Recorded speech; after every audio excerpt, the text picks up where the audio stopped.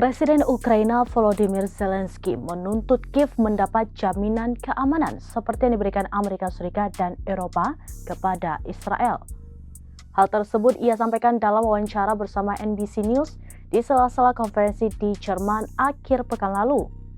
Mengutip Tribunnews.com pada Selasa 18 Februari 2025, Zelensky menyinggung serangan yang diluncurkan Iran ke wilayah Israel pada tahun 2024 silam, di mana saat itu banyak negara seperti Amerika Serikat, Prancis, dan Inggris yang dengan sigap membantu Israel. Zelensky merasa heran sebab Israel bukanlah anggota NATO, namun tetap diberikan perlindungan.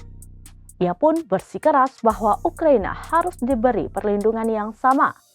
Selain itu, Zelensky juga menekankan perlunya bantuan militer yang substansial serta keanggotaan langsung di Uni Eropa.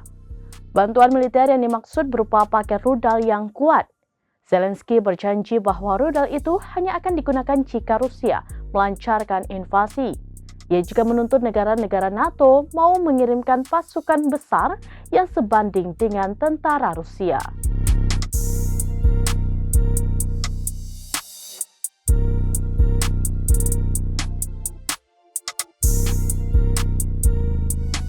Demikian informasi terkini Syedara Lun. Saksikan terus beragam informasi lainnya. Jangan lupa like dan share seluruh akun serambinews.com. Download Tribun X sekarang. Menghadirkan lokal menjadi Indonesia.